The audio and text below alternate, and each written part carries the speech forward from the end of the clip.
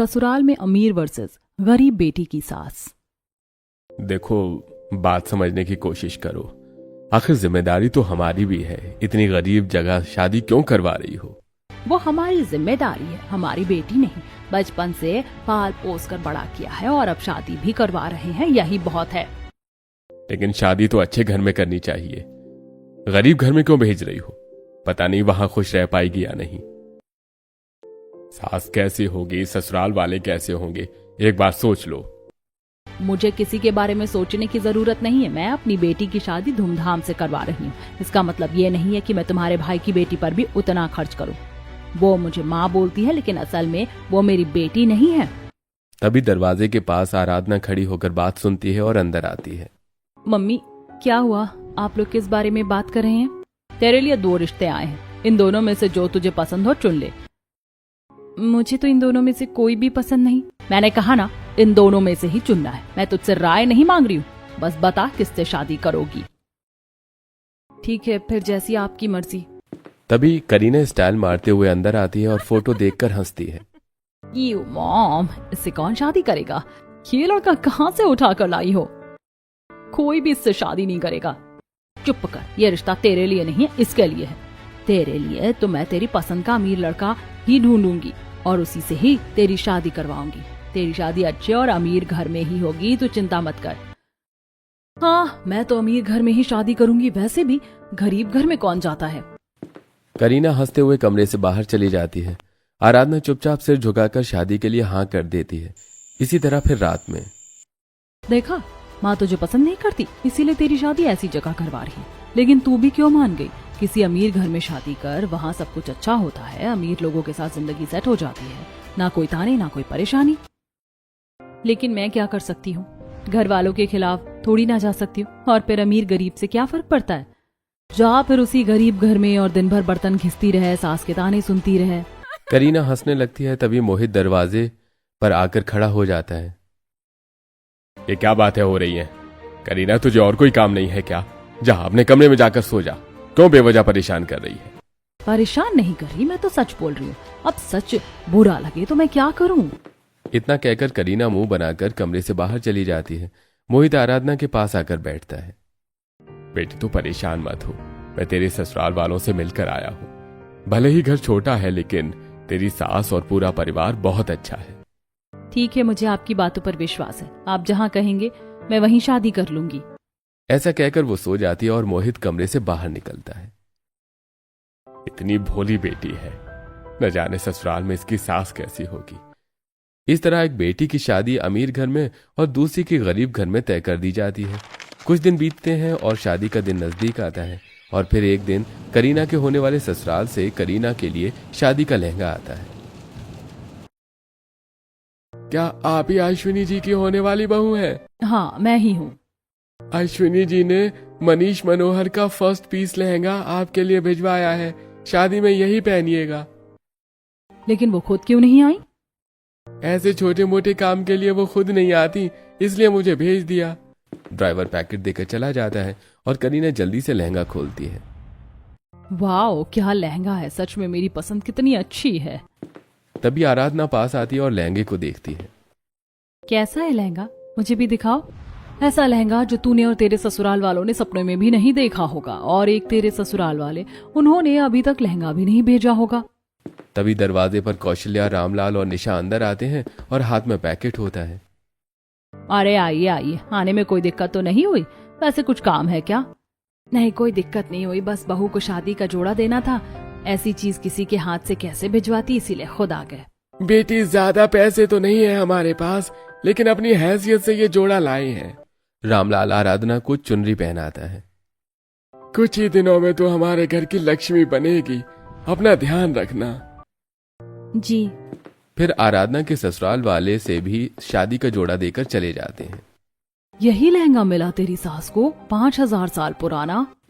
करीना हंसते हुए वहां से चली जाती है और आराधना चुपचाप लहंगे को देखती रहती है। अब दिन बीतते हैं और दोनों बहनों की एक ही मंडप में शादी होती है। अरे देखो तो, इस घर की कहानी ही अलग है। एक बेटी की शादी इतने अमीर घर में और दूसरी की इतनी गरीब जगह। अरे सौतेली बेटी है ना, इसीलिए गरीब घर में ही करवा दी। अब देखना दिलचस्प होगा। दोनों में से किसकी सास अच्छी निकलती है और कौन अपने ससुराल में टिक पाती है, किसकी जिंदगी बनती है और किसकी बिगड़ती है। अरे इसमें देखने वाली क्या बात है, अमीर वाली ही खुश रहेगी, आखिर उसके ससुराल में नौकरानी होगी, उसे कुछ काम ही नहीं करना पड़ेगा। लेकिन आजकल अमीर लोगों का भी क्या भरोसा, कब क्या कर दे कुछ कहा नहीं जा सकता। इन्हीं सब के बीच शादी की रस्में होती हैं और फिर विवाह संपन्न हुआ, दोनों का अब विदाई की तैयारी कीजिए। मिताली दोनों बेटियों को सामने खड़ा देखती हैं और हल्की मुस्कान के साथ सोचती हैं, चलो इस बोझ से छुटकारा मिला और मेरी बेटी के लिए अमीर और अच्छा ससुराल मिल गया, अब बस बेटियों की सास अच्छी हो।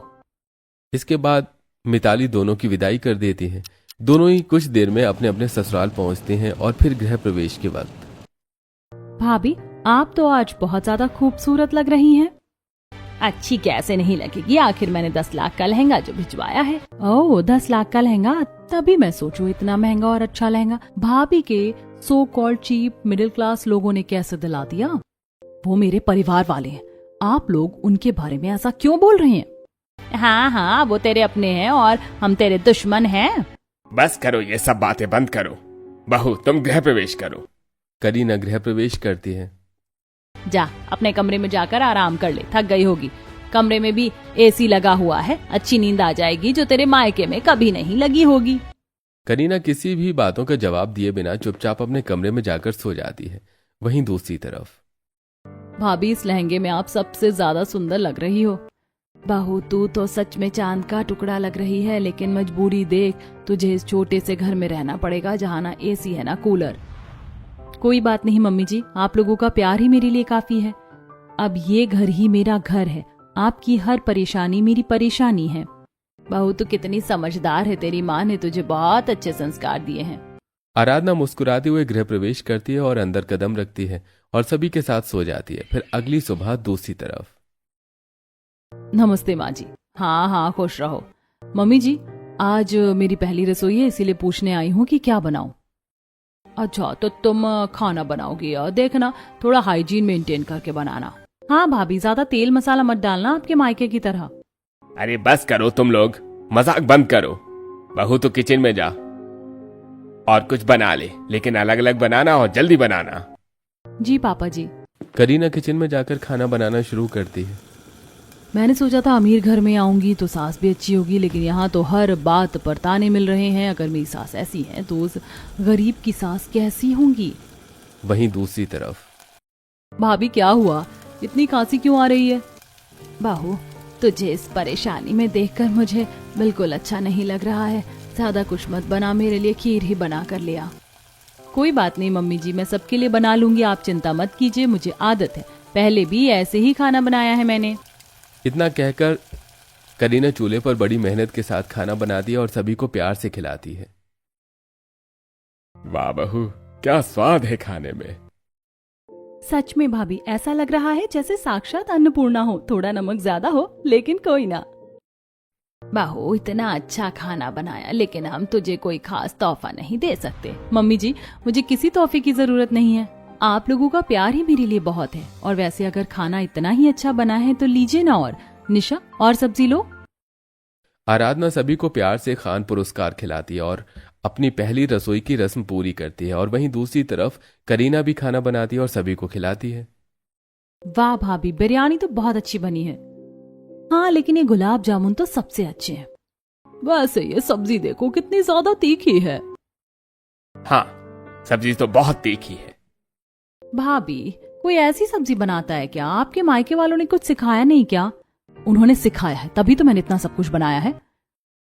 देखो पहले दिन ही जवाब दे रही, कोई लाज शर्म नहीं है। करीना ये कॉलेज का कैसे नहीं बल्कि तुम्हारे ससुराल का टाइमिंग टेबल है, तमीज से बात करो लोगों से। मम्मी तुम्हारी सास है, वो तुम्हें कुछ भी कह सकती हैं। सॉरी मम्मी जी, आगे से ध्यान रखूंगी। करीना गुस्से में अपने कमरे में आ जाती है। आज तक मैंने कभी सॉरी नहीं कहा, अब यहाँ हर बात पर सुनना पड़ रहा है, कहीं मेरा फैसला गलत तो नहीं। करीना पूरे दिन खुद से एक ही सवाल करती है और फिर अगले दिन दोपहर में, बहू ये साड़ी ले लो, आज घर में मेहमान आने वाले हैं, उनके सामने यही पहनना। लेकिन मम्मी जी इसकी क्या जरूरत है, मेरे पास तो बहुत सारी नई साड़ियां हैं। वही तेरे मायके वाली साड़ियाँ। अगर उन साड़ियों में मेहमानों के सामने आएगी ना तो मेरी नाक कट जाएगी। हमारा स्टेटस और क्लास है, तेरे मायके वालों की तरह नहीं, समझी? ठीक है मम्मी जी, जैसा आप कहें। करीना चुपचाप साड़ी ले लेती है और फिर शाम को मेहमानों के आने पर तैयार होकर हॉल में पहुंचती है। अरे वाह, बहू तो बहुत सुंदर लग रही है और साड़ी भी बहुत अच्छी है। अच्छी क्यों नहीं लगेगी, आखिरकार साड़ी मैंने दिलाई है, मायके से तो कुछ लेकर आई नहीं, खाली हाथ छीलते ही मुंह उठा कर आ गई। वैसे जो भी हो, बहू तो सुंदर और समझदार है। अरे कुछ नहीं, देखिए कैसे मुंह मोड़कर खड़ी है, ये नहीं कि सबको चाय नाश्ता दे। जी जी देती हूँ मैं अभी। करीना जैसे ही सभी को चाय नाश्ता देना शुरू करती है कि तभी गलती से चाय करीना के ऊपर गिर जाती है और वो जल जाती है। आह, मैं जल गई। दिमाग खराब हो गया क्या? इतनी महंगी साड़ी थी, 1 मिनट में खराब कर दी। 15,000 की साड़ी, ये 1,000 रुपए में 4 साड़ियां पहनने वाली, क्या जाने इसकी कीमत। अरे रहने दीजिए, बहू है, गलती हो गई। गलती? अगर आपका हाथ लगता तो बात अलग थी, इसे तो संभल कर चलना चाहिए था। ससुराल में कुछ सीख कर नहीं आई है क्या? मायके में यही सिखाया? मेरा बेटा इतनी मेहनत करता है और तू ऐसे साड़ियां बर्बाद कर रही है। अब 2 महीने तक कोई शॉपिंग नहीं होगी, समझी? अश्विनी की बातें सुनकर सभी के सामने करीना रो पड़ती है और रोते हुए अपने कमरे में आ जाती है। हे भगवान, क्या अमीर घर में शादी करने का यही नतीजा है? सबके सामने इतनी बेइज्जती क्यों की? कहीं मैंने गलत फैसला तो नहीं ले लिया? मैं उनसे जरूर बात करूंगी। यह सोचकर करीना बिस्तर पर बैठकर आंसू पोंछती है और चुप हो जाती है। वहीं दूसरी तरफ निशा, मैं बाहर कपड़े फैलाने जा रही हूँ। आराधना आंगन में कपड़े फैलाने लगती है और हवा चलने लगती है। तभी कुछ पड़ोसनें वहां आ जाती हैं। अरे बहू, तू ही है ना कौशल्या जी की नई बहू? जी आंटी जी नमस्ते। आप लोग पड़ोसी है ना?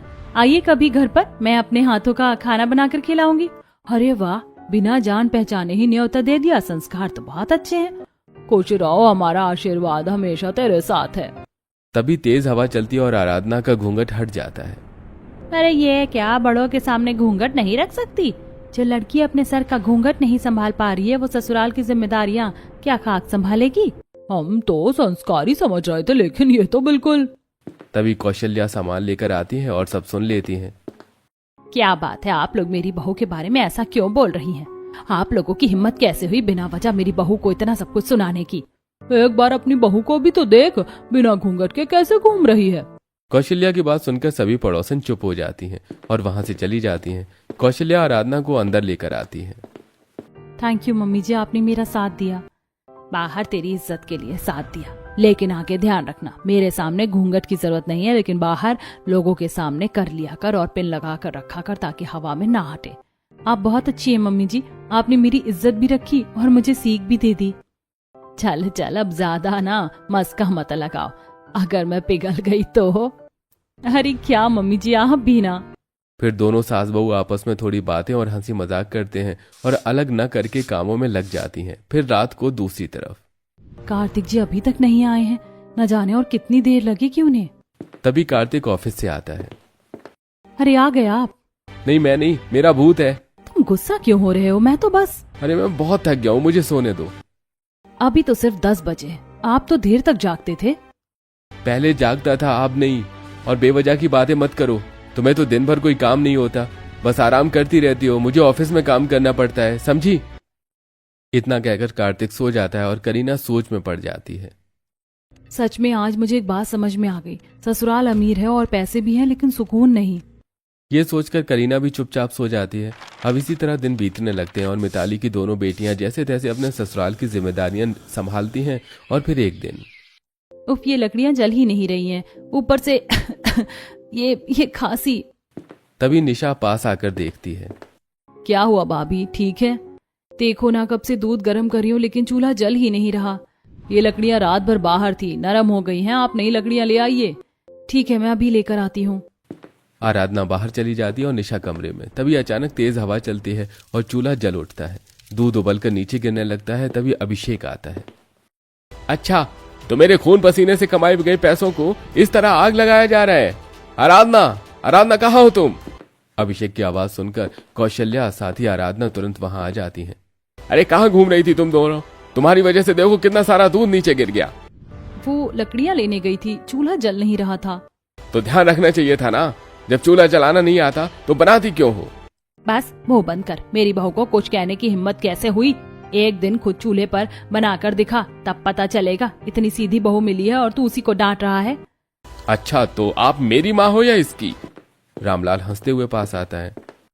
अरे बेटा, सास बहू की यही कहानी होती है। आपस में चाहे कुछ भी कहें, लेकिन बाहर वाले को नहीं बोलने देती।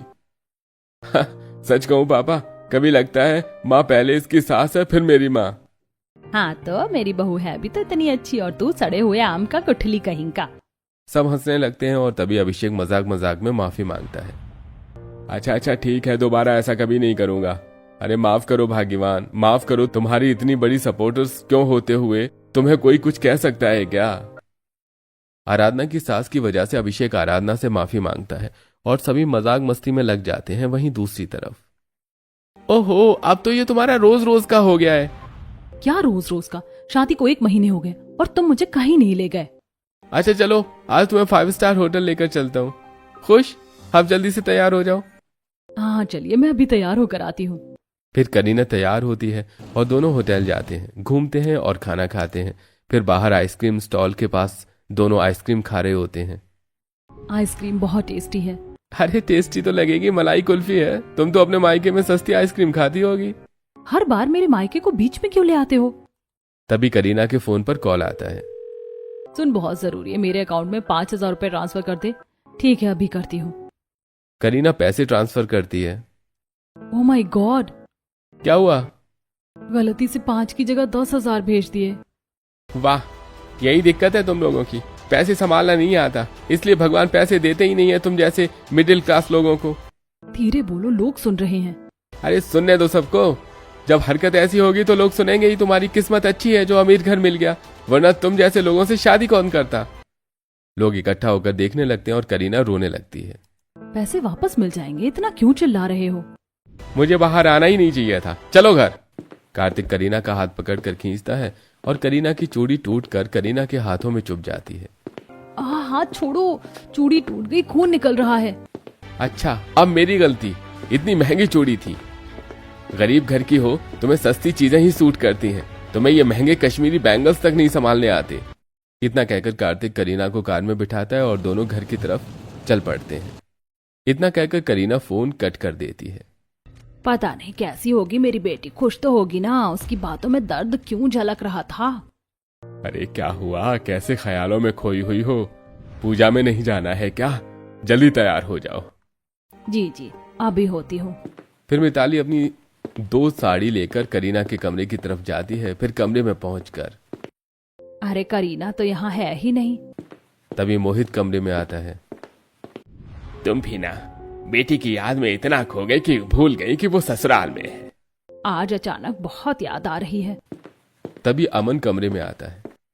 माँ, अगर इतनी याद आ रही है तो जाकर मिल क्यों नहीं आती? वैसे भी दीदी की शादी को 2 महीने हो गए हैं। बात तो सही है। चलो कल ही चलते हैं करीना से मिलने, उसका घर भी देख लेंगे और तुम उससे मिल भी लोगी। ठीक है फिर, लेकिन कल जरूर जाएंगे। करीना से मिलने की खुशी में मिताली के चेहरे पर मुस्कान आ जाती है और अगले दिन सुबह सुबह मिताली खुशी से तैयार होती है। चलो जल्दी तैयार हो जाओ, आज करीना के घर चलकर उसे सरप्राइज देंगे। हाँ, बेटी आज बहुत खुश हो जाएगी, चलो। फिर दोनों कैब में बैठकर करीना के ससुराल पहुंचते हैं। घर के बाहर पहुंचते ही मिताली देखती है कि निकल जा इस घर से, तुझे यहाँ रहने की कोई जरूरत नहीं है। मम्मी जी मेरी बात तो सुनिए, मैं हॉस्पिटल गई थी। किससे पूछ कर गई थी? तेरी हिम्मत कैसे हुई? अगर दोबारा घर के बाहर कदम रखा तो पैर काट दूंगी। करीना डर कर चुप हो जाती है और तभी, खड़ी खड़ी क्या सोच रही? जा किचन में जाकर काम कर, तू ऐसे नहीं सुनेगी, तुझे तो मैं बताती हूँ। अश्विनी गुस्से में करीना को थप्पड़ मारती है। करीना गिर जाती है और पेट पकड़ लेती है। मेरा पेट। नाटक मत कर, तू कोई माँ बनने वाली नहीं है। तभी करीना की नजर मिताली पर पड़ती है। माँ आप यहाँ? बेटी ये क्या हो रहा है? लो, इसकी मिडिल क्लास माँ भी आ गई। अब जब आ ही गई हो तो अंदर ले जाओ इन्हें, एसी में बैठाओ, महंगे फल खिलाओ। मिताली करीना का हाथ पकड़ती है। बेटी कुछ मत बोल, मैं सब समझ रही हूँ। हमने गलती की जो तुझे यहाँ भेजा। माँ, मैंने क्या गलती की? मैंने कभी किसी का बुरा नहीं किया। बस बहुत हो गया, चल बेटी हमारे साथ चल। नहीं पापा, मैं यहीं ठीक हूँ। नहीं, अब तो हमारे साथ चलेगी। मिताली करीना का हाथ पकड़ती है और बाहर ले जाती है। करीना आंसुओं के साथ अपने ससुराल को छोड़कर मिताली के साथ मायके जाने लगती है कि तभी रास्ते में अरे आंटी जी, आप यहाँ? आप तो भाभी की माँ है ना, चलिए ना हमारे घर, भाभी भी मिल जाएंगी। नहीं बेटा, अभी जरूरत नहीं है, एक बार चलकर देखती हूँ गरीब घर में कैसी हालत होगी। ठीक है बेटा, चलो। तीनों घर के गेट तक पहुंचते हैं। अंदर आराधना बैठी है और अभिषेक उसे खाना खिला रहा है। नहीं नहीं, मुझसे और नहीं खाया जाएगा। बस एक और प्लीज। बहू खाएगी पिएगी तभी तो ताकत आएगी, आगे चलकर बच्चे भी तो संभालने हैं। लेकिन मैं प्रेग्नेंट नहीं हूँ। तो क्या हुआ, कभी तो होगी, इसीलिए अभी से ही ध्यान रख। ये सब देखकर करीना हैरान रह जाती है। यहाँ इतनी केयर मिल रही है और मेरे साथ तो। अचानक करीना बेहोश होकर गिर जाती है। अरे भाभी, क्या हुआ? आराधना जल्दी से मेहंदी धोकर करीना को उठाती है। आंखें खोलो करीना, तुम ठीक तो हो ना? करीना को बिस्तर पर लेटाया जाता है और डॉक्टर को बुलाया जाता है। ये प्रेग्नेंट है, इनका ध्यान रखिए। दीदी, आप माँ बनने वाली है, इसके बावजूद आपकी ये हालत। मेरी किस्मत इतनी खराब क्यों है? नहीं बेटी, गलती तेरी नहीं मेरी है, मैंने ही गलत फैसला लिया। अरे लेकिन हुआ क्या? मोहन आराधना को सारी बातें बता देता है। क्या सच में उन्होंने ऐसा किया? उनकी हिम्मत कैसे हुई करीना को खड़ूस तक पहुंचाने की? करीना बहू, अब आएगा तो उनके घर मत जाना। वैसे भी इस वक्त तो बहू का खास करके ध्यान रखना चाहिए, और उन्होंने धक्के मारकर फिर से बाहर निकाल दिया। उन्होंने बाहर निकाल दिया तो क्या हो गया? मैं हूं ना, मैं करूंगी करीना की देखभाल। इतना कहकर आराधना करीना के साथ भी अपने मायके चली जाती है और आराधना करीना का ध्यान रखना शुरू कर देती है। ये लो केसर वाला दूध, ऐसी हालत में ये बहुत अच्छा होता है। करीना दूध लेती है और धीरे से पीने लगती है। दीदी, मैंने आपको कितने ताने मारे थे, लेकिन आज सब उल्टा हो गया। ये सब समय का खेल है, समय सबसे ताकतवर होता है।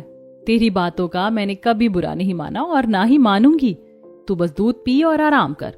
और वैसे भी ये सब मैं तेरे लिए नहीं कर रही हूँ, अपने छोटे से भांजे के लिए कर रही हूँ। इसी तरह कुछ दिन बीतते हैं और ये बात जब करीना की सास को पता चलती है तो अरे बहू, एक कप कॉफी ला दो, एक कप चाय पिला दो।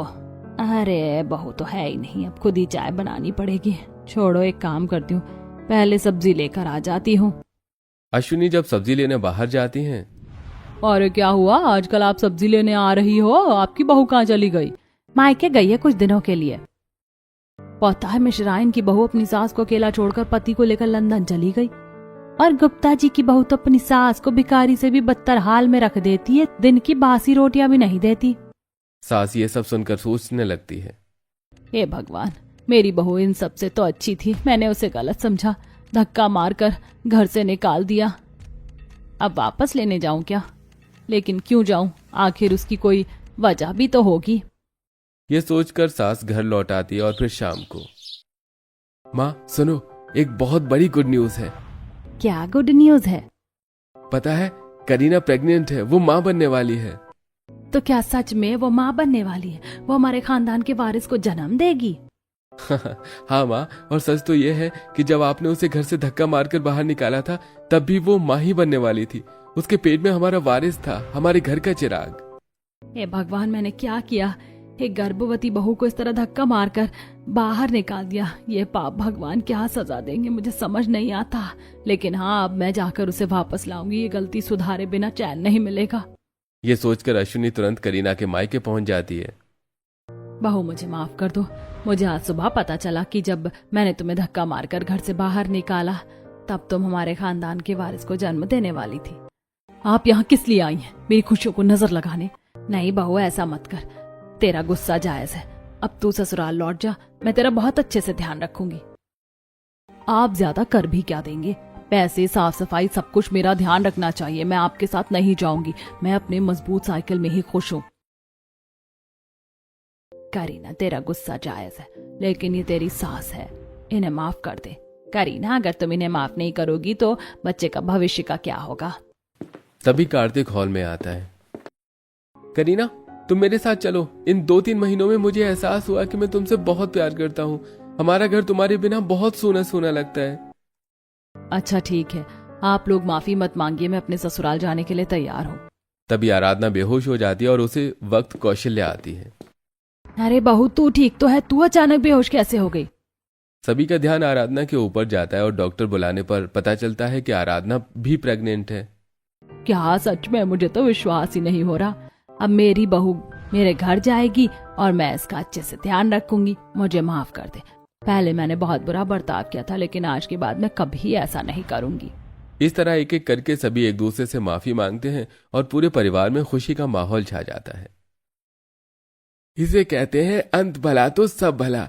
सारी खुशियां, कोई जलन नहीं, कोई बुरा ख्याल नहीं, सबके लिए सिर्फ प्यार और खुशी। इसके बाद मिताली की दोनों बेटियां अपने अपने ससुराल वापस लौट जाती हैं और दोनों के साथ उनका अच्छी तरह से ध्यान रखती हैं।